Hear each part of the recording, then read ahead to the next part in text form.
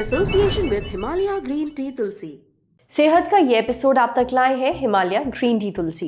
ये आपकी इम्यूनिटी और सेहत के लिए फायदेमंद है। नम्रता 25 साल की हैं और पेशे से एयर होस्टेस हैं।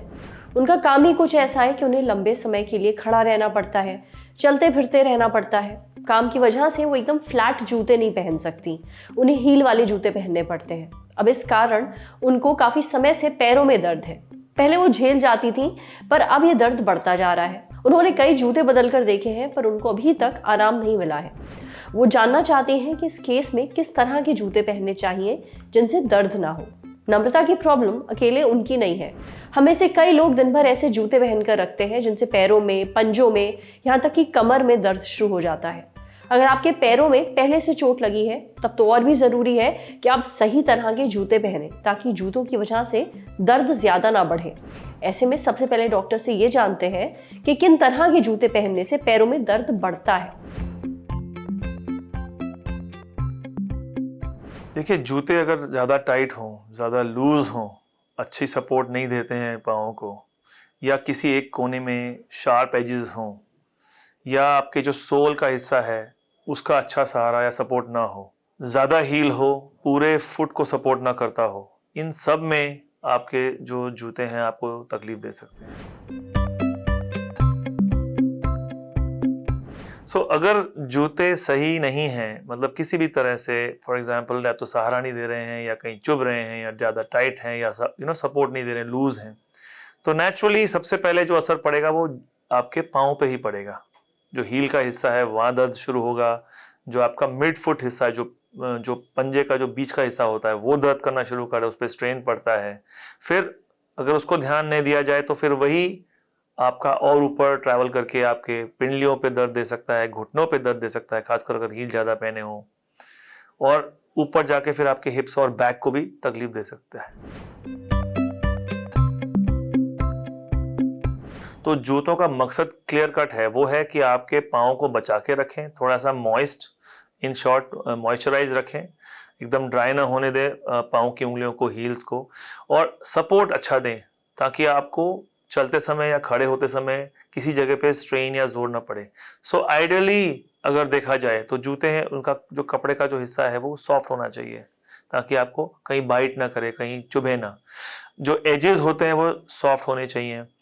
जो सपोर्ट होना चाहिए हील्स का हिस्से में और पूरे आपके फुट के आर्च में, वो अच्छा होना चाहिए, और किसी भी जगह पे कोई नैरोइंग या जिसे कहते हैं चुभन नहीं होनी चाहिए, स्पेस की क्रैम्पिंग नहीं होनी चाहिए। तो दिस इज आइडियल फुटवेयर।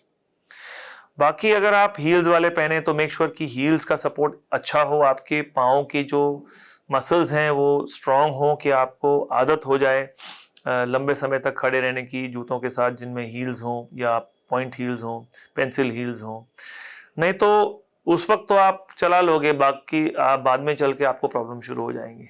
तो इट इज़ बेटर कि आप समझें कि जूतों का मकसद क्या है, और फिर आपको अगर फैशन या स्टाइल के लिए या अपनी जॉब के लिए पहनना है तो आप समझें कि आपको उस हिसाब से अपने मसल्स की, अपने पाँव की जो जॉइंट्स हैं और जो आपके बोन्स हैं उनकी एक्सरसाइजेस करनी पड़ेंगी ताकि उन पे जोर ना पड़े। हम अगर जा रहे हैं फॉर एग्जांपल कैजुअल वेयर खरीदने के लिए तो नेचुरली हम जानते हैं कि हमको कंफर्टेबल जूते चाहिए जो आपको चुभे ना। और अगर हम जा रहे हैं कोई प्रोफेशनल जूते खरीदने के लिए for your work place, then you have not much choice, but make sure कि वो ज़्यादा टाइट ना हो।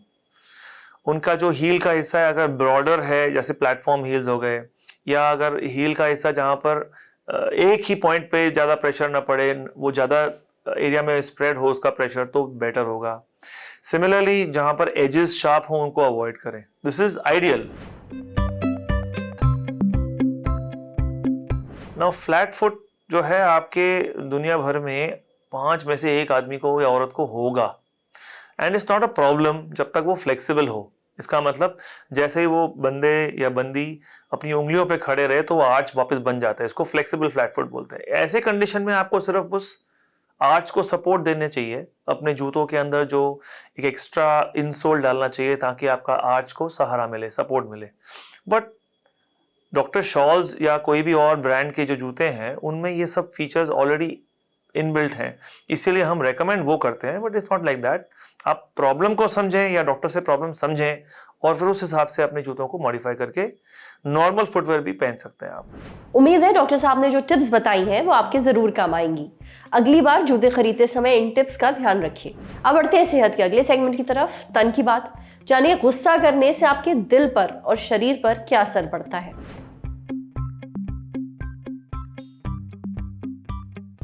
क्या आपको ज्यादा गुस्सा आता है? अगर हाँ तो एक बात जान लीजिए, ये जो गुस्सा आपको किसी और पे आ रहा है ये उसको कम और आपको ज्यादा नुकसान पहुंचाता है।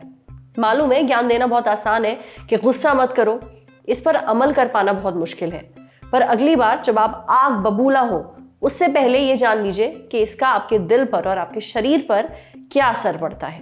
देखिए डॉक्टर्स का कहना है कि गुस्से का सबसे ज्यादा असर आपके दिल पर पड़ता है। भयानक गुस्सा करने के 2 घंटे बाद हार्ट अटैक का खतरा डबल हो जाता है। यही नहीं, ज्यादा गुस्सा करने से स्ट्रोक का चांस भी बढ़ जाता है। कई स्टडीज के मुताबिक ज्यादा गुस्सा करने के 2 घंटे बाद आपको 3 गुना ज्यादा स्ट्रोक का खतरा होता है। ये ब्रेन में ब्लड क्लॉट बनने के कारण हो सकता है या फिर ब्रेन में ब्लीडिंग होने के कारण। तीसरी बात, ज्यादा गुस्सा आपके इम्यून सिस्टम के लिए भी ठीक नहीं है। अगर आप ज्यादा गुस्सा करते हैं तो चांस है कि आप बीमार भी ज्यादा पड़ते हैं। ज्यादा गुस्सा करने के 6 घंटे बाद तक इम्यूनोग्लोबुलिन ए नाम की एंटीबॉडी में गिरावट आ जाती है।